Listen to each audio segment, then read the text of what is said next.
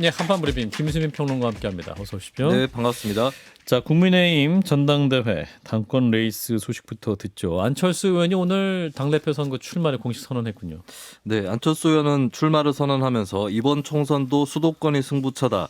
170석 압승을 위해서 수도권 121석 중 70석은 확보해야 한다라고 하면서 국회에서 과반을 넘어 170석을 확보하려면 저를 선택해달라라고 호소했습니다. 예. 안 의원은 또 자신이 윤석열 대통령과 운명 공동체임을 강조하며 윤 대통령이 실패하면 안철수의 정치적 미래는 없다.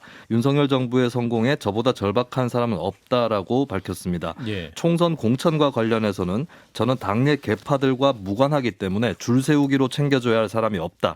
오직 경쟁력만 보고 이기는 공천을 할 수 있다고 강조했습니다. 예. 그리고 출마를 선언한 김기현 의원은 캠프 개소식을 열었는데 이명박 전 대통령이 축전을 보냈다면서요? 네. 캠프 이름이 이기는 캠프인데요. 이기는 캠프. 네, 개소식에 앞서서 이명박 전 대통령 축전 내용이 공개가 됐습니다. 김기현 의원은 당이 어려운 시기 원내대표를 맡아 정권 교체에 큰 역할을 했다. 대표로서의 능력과 자질은 충분히 검증됐다라면서 이 전 대통령이 찬사를 보냈는데요. 한편으로 개소식의 친윤 핵심으로 꼽히는 권성동, 장제원 의원의 모습은 보이지 않았습니다. 예. 최근 행보마다 윤심 논란이 있는 것에 부담을 느꼈다라고 풀이가 되고 있고요. 한편으로 유튜브 채널 신의 한수의 운영자 신혜식 대표도 참석을 했습니다. 강성 보수층, 핵심 지지층에 대한 득표 전략으로 해석이 되고 있습니다. 개소식에서 김기현 의원은 다음 당대표가 개인 정치를 하면 당은 다시 분열의 늪으로 빠질 수 있고 대통령의 리더십이 흔들릴 수밖에 없다라고 하면서 윤석열 대통령 임기 초반에 내부 분열의 씨앗을 만들어서는 안 된다라고 강조했습니다. 예. 한편 국민의힘 지지층의 여론조사에서는 강세를 나타냈던 나경원 전 의원 지금 자진 사퇴하라. 여러 군데서 지금 압박을 받고 있는 그런 상황이죠. 네, 특히 나경원 전 의원이 저출산 고령사회위원회 부위원장으로서 밝혔던 출산 가정의 대출 탕감 정책에 대해 대통령실이 반대 의사를 드러내면서 갈등이 시작이 됐는데요. 예. 나 전 의원은 당장 추진할 계획은 아니다. 실무적으로 검토할 가치가 있는 해외 사례라고 설명하면서 대통령실의 우려 표명에 10분 이해한다라는 입장을 밝혔습니다. 하지만 대통령실에서는 대단히 실망스럽다. 국가적인 중대사인 인구 정책을 총괄하는 부위원장으로서 부적절한 언행을 계속하고 있다라고 밝혔고요. 오늘 문화일보와 통화한 대통령실 관계자는 고위공직을 당 대표 선거를 위해 사적으로 활용하고 있다는 비판을 내놓기도 했습니다. 그렇군요. 한편 나경원 전 의원은 내일 제주도당에서 당원들 만나기로 했는데 갑자기 일정이 취소했다고 하는군요. 나경원 의원 측에서는 제주당이 협조를 안 해줬다라고 얘기 주장하고 있는 상황인데, 자 일단은 국민의힘 상황 어떻게 보시는지 김종혁 비대위원부터. 비대위원 신분이어서 시원하게 말 못하십니까?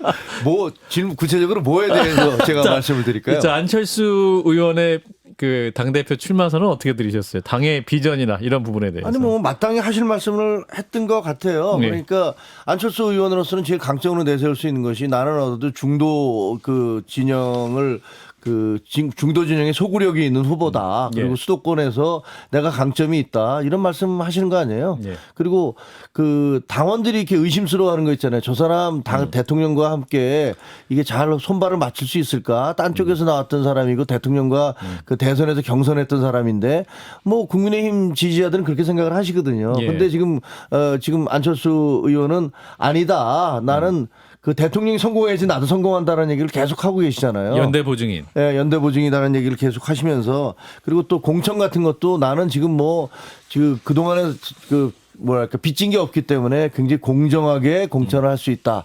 이런 것들을 얘기를 해주면 사실은 좀 마음이 솔깃하거든요. 당원들이나 아니면 당협위원장들이나 이런 분들은 야 공천 항상 공천 잡음이 있었고 뭐 자기들끼리 끼리끼리라는 얘기도 있었는데 예. 저 사람이 하면 안 그럴 수도 있지 않을까 이런 기대감이 있을 수 있어요. 그러니까 그런 당원들의 의구심, 나 대통령과 친하게 잘 지낼 거야, 공천도 투명하게 할 거야, 그리고 그 수도권 선거에서 나를 내세우면 이길 수 있어, 이런 부분을 골고루 강조하고 있잖아요. 그러니까 안 의원으로서는 자기가 가장 파고들 수 있는 부분을 적절히 지적하고 잘했다? 있는 거죠. 예. 자, 우리 한민수 대변인은 어떻게 들으셨어요? 뭐 우리 김종혁 비대위원이 안철수 의원 얘기했으니까 저도 안철수 의원 얘기하겠습니다. 일단은 나경원 전 의원이 예. 가장 지금 힘든 시기를 보낼 것 같긴 한데 저는 예. 그 분보다는 못해도 예. 안철수 의원도 상당히 지금 착잡할 것 같아요. 왜 마음이. 착잡해요? 아까 뭐 운명 공동체 하면서 예. 그때 이제 대선 후보 기억나시잖아요. 마지막 TV 토론까지 출마하겠다고 그날 밤에 이제 어디 모처가서 단일화에 서명을 했어요. 예. 국민들로부터 많은 지탄을 받았지만 예. 어찌됐든 윤석열 대통령 탄생에 본인도 그렇고 기여를 했다고 해서 뭐 공동정부다 했는데 지금까지 한 거라고는 인수위원장 하나예요. 예. 그러면서 많은 사람들이 그러면 다음 당대표 당권을 가지고 총선에 공천도 해서 다음 대권까지 가나보다 했는데 예. 지금 이른바 윤심이 안철수 의원한테 없다는 건 누구나 알고 있지 않습니까? 지금 뭐 권성동 의원도 불출마하고 그건 모릅니다 아직. 저는 알고 있는데요. 아무튼 권성동은 그렇지 알겠습니다. 뭐 나경원도 주저앉히고 있는데 예. 근데 안철수 의원 입장에서는 지금 저렇게까지 뭐 윤석열 정부 성공에 저보다 절박한 사람 없다고 하는데 예. 성공까지는 모르겠지만 절박하긴 할 것 같아요. 예. 이번에 만약에 윤심을 얻지 못하거나 이번 전당대회에서 저렇게 이제 수도권 뭐 얘기를 하면서 나왔는데 예. 전대에서 질 경우에 상당히 어려운 시기로 접어들지 않을까 싶고 정치적인 생명 자체도 예 한동안은 그럴 것 같습니다. 예. 한동안 왜냐면 물론 그러다가 이제 뭐 국민의힘이 총선서 뭐 이제 좋지 않은 결과가 나왔을 때는 다시 한번 뭐 재개를 하려고 할 것 같은데 근데 많은 이제 그 지지했던 분들은 안철수 의원이 또 여기서 실패한다면은 그 안철수 의원을 좋아했던 분들 좀 있어요. 근데 그런 분들이 상당히 실망하거나 예. 또 떠날 것 같습니다. 그래서 저는 이런 얘기를 한번 드리고 싶어요. 지난 대선 때 저도 거기 뭐 선대에 있었으니까요. 예. 근데 우리 쪽하고도 상당히 많은 얘기를 했었거든요. 통합을 위해서 그렇죠. 단일화? 정치 개혁, 정치 개혁을 개혁? 위해서 많이 애를 서로 협의를 많이 했었는데 예. 지금 좀 후회할 것 같아요. 만약 그렇지 우리가 집권했으면은 저렇게 천대 안 합니다. 저희는 다 같이 가려고 하는. 지금 김동연 후보 경기지사. 보십시오. 경기사도 하고 예. 상당히 문신의 폭이 넓어 보이지 않습니까? 그래서 믿을 사람을 믿어야 된다. 이런 예, 얘기. 알겠습니다. 아니 안철수 의원은 그 당에서 분당에서 나간 분이에요. 이따가 공동대표 하시다가 예전에 2016년이었죠. 그러니까요. 예. 자, 두 분은 좀 이따 한판집값 때 말씀 들어보고 김수민 평론가는 현재 국민의힘 네. 경선 상황 어떻게 보고 계세요? 일단 내부에서의 동력은 김기현 의원 쪽으로 쏠리는 모양새인 건 맞는 것 같습니다. 김장연대. 예, 그리고 나경원 전 의원 같은 경우는 이제 안철수 의원하고 굉장히 직접적으로 표가 많이 겹친다거나 하기는 좀 어려울 것 같고 비교적 그래요? 김기현 나경원의 어떤 물밑 싸움이라든지 이런 것들이 치열할 것으로 예상이 됐는데 네. 일단은 대통령실하고 직접적으로 이렇게 틀어지는 모양새이기 때문에 예. 이거는 하나의 시그널로는 김기현 의원한테는 유리하게 작용할 수 있을 것 같고 그런 의미에서 오늘 권성동 장제원 의원이 불참한 것도 미묘한 조절이 아닐까. 한꺼번에 힘이 굳이 이제 더 이상 안 가도 되는 상황이다. 그리고 힘이 한꺼번에 쏠리는 모양새라든지 대통령실이 윤심이 김기현 의원한테 있는 거 아니냐 이런 얘기가 이제 경선 흥행에 도움이 되지는 않을 것이기 때문에 그리고 실제로 또 권성동 의원의 경우도 누구를 지지하는지는 아직까지 나타나지는 않았습니다. 정확하게 말은 안 그래서 했죠. 어느 정도는 또 앞으로는 한편으로는 또 숨고르기에 들어가지 않을까 이렇게도 보입니다. 예, 자, 이 얘기는 또 잠시 후에 좀 해보고요. 자, 민주당 얘기를 좀 해보겠습니다. 자, 국민의힘 신원식 의원이 삼성장군 출신이죠. 그 민주당 김병주 의원에게 사성장군 출신인데 이분에게 제기한 음모론을 두고 이제 김병주 의원이 신 의원을 국회윤리에 제소를 했습니다. 네, 앞서서 민주당 김병주 의원은 지난달 28일, 29일 서울 용산 등지를 북한 무인기가 침범했을 가능성을 제시한 바 있는데요. 예. 국민의힘 신원식 의원은 5일 SNS에 민주당이 우리 군보다 북 무인기 항적을 먼저 알았다면 이는 민주당이 북한과 내통하고 있다고 자백하는 것이 아닌가라는 비판을 했습니다. 예. 이에 대해 김병주 의원은 6일 자신의 SNS에 장관과 합참의장이 국방위에서 보고한 항적 자료와 국방위 증언을 토대로 구글어스 등을 놓고 행적을 분석했다라고 반론을 했는데요. 예. 민주당 박홍근 원내대표는 6일 신원식 의원에게 철진한 색깔론으로 저열한 돛을 놓았다라고 하면서 사퇴 요구를 했었습니다. 그리고 민주당은 오늘 신 의원을 국회 윤리위원회에 제소를 했는데요. 예. 박 원내대표는 공개 사과하면 책임 묻기를 재고할까 생각을 했지만 책임을 묻지 않을 수 없는 상황에 이르렀다라고 하면서 법적 검토와 관련해서는 당사자와 상의해서 대응 방식을 결정하겠다라고 밝혔습니다. 예, 자 민주당에서 이제 그 신원식 의원의 발언이 민주당 김병주 의원의 명예를 훼손했다라는 입장이죠. 자, 신 의원의 발언은 어떻게 처리돼야 될까요? 자 먼저 김정혁 비대위원부터 말씀 주시면. 저는 뭐 그 우리나라 대한민국의 사성 장군 출신이 북한과 내통했다는 말은 뭐 적절치 않은 발언이었다라고 생각을 합니다. 네. 그것을 뭐 보니까 이제 그 신원식 장군이나 뭐 이거 김병주 그 두 분 의원들 다 어떻게 보면 이제 육사 선후배시잖아요. 그렇죠. 신원식 그 장군이 선배시죠. 몇 년, 3년, 3, 4년 선배이신 것 같은데. 예.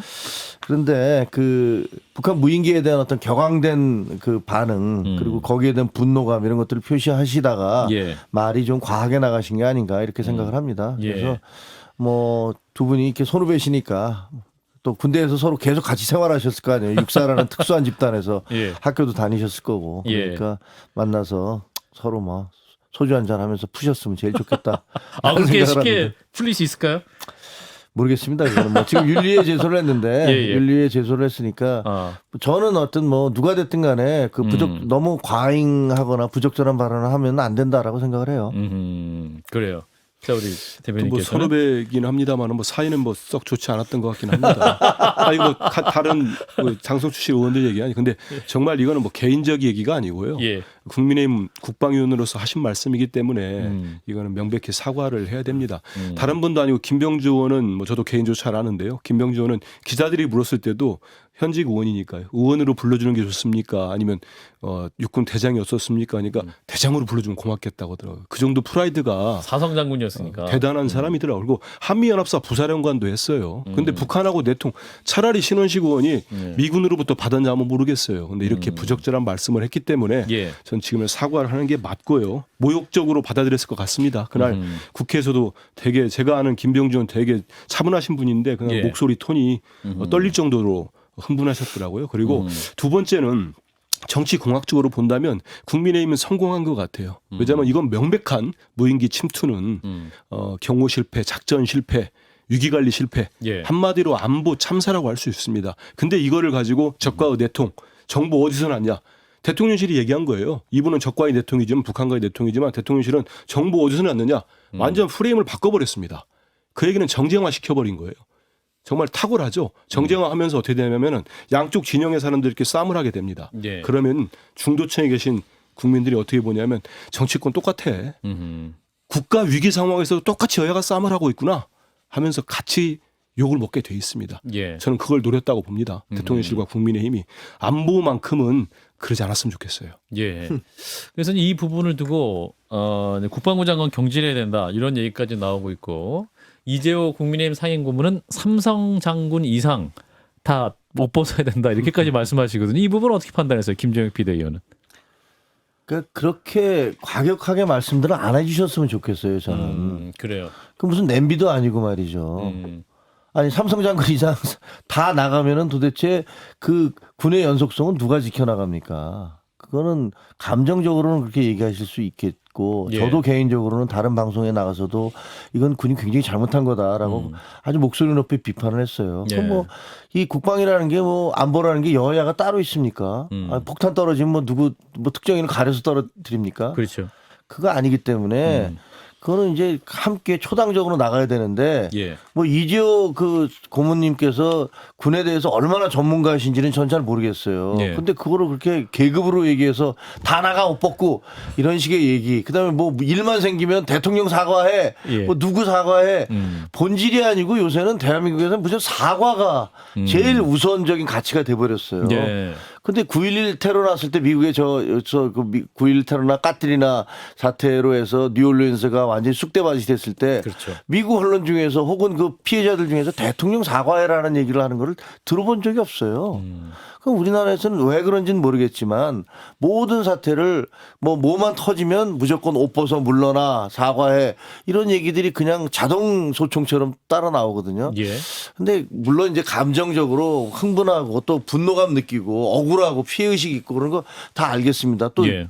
인정도 될 수 있어요. 근데 조금 더 차분했으면 좋겠다. 뭐 그런 생각을 하게 됩니다. 자, 한민수 대변인. 진짜 우리 군은 처음에 이제 뭐가 있을 때 좀 솔직하고 잘 대응을 했으면 좋겠어요. 이건 예. 진짜 말씀대로 저 동의합니다. 여야 무부는 아니라고 생각합니다. 예. 근데 그 진짜 안보 문제, 우리 국민들 생명이 걸린 문제잖아요. 있을 때는 뭐 대통령이야 모든 여야 정치인 모두가 함부로 말폭탄 하는 거 정말 좀 반대합니다. 뭐 확전 각오, 응징, 보복 이런 얘기 저는 대통령 입에서 안 나오면 좋겠어요. 아무리 좀 그거 시원하게 하는 사람들이 10명 중에 2-3명 있더라도 예. 전체 국민의 삶과 안전이기 때문에. 근데 군에서 정말 김병주 의원이 처음에 이제 국방위원이니까 여러 자료를 보고 제기했을 때 예.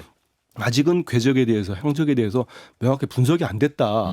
좀 하고 난 다음에 말씀드리겠다면 이런 문제 전혀 없습니다. 근데 거의 이적 행위라고 군에서 했어요. 군 대변인이었나요, 국방. 그런 식으로 모독을 주고 막 반박을 해놓고 이제 와서는 맞다고 합니다. 예. 그 엄중하다고 무슨 뭐 확정하고 막 엄중하게 하겠다고 우리 무인기를 보냈다고 하시는 분들이 살짝 스쳐갔다고 나중에 또 막 가라앉히려고 해요. 정말 웃기지 않습니까? 그래서 저 이번에는 예. 정말로 이거는 뭐 그 아마 이재호 저는 뭐 장관님이 뭐 삼성 장군 이상 얼마나 화가 났으면 그러겠습니까만은 예. 그렇게 할 문제는 아니라고 저도 봅니다. 하지만 대신 명확하게 책임을 물어야 된다고 봅니다. 예. 장관 비롯해서 그렇지 않으면 다시 또 이런 일들이 재발되면 아무도 책임지지 않으려고 그래요. 지금 수방사는 아예 몰랐다는 거 아닙니까? 한참 되어놨다는 합참이 안 알려줬다는 겁니다. 예. 이제 국민의힘 신원식 의원이 민주당에 대해서 이런 말도 했어요. 북한의 천군만마가 돼서 대한민국의 정당 방위에 대해 시비를 거는 정당이다. 이렇게 표현하고 있는데 북한의 천군만마다. 이거 어떻게 봐야 돼요? 김정영 비대위원님. 저는 뭐 그 발언에 동조하지 않습니다. 그러니까 예.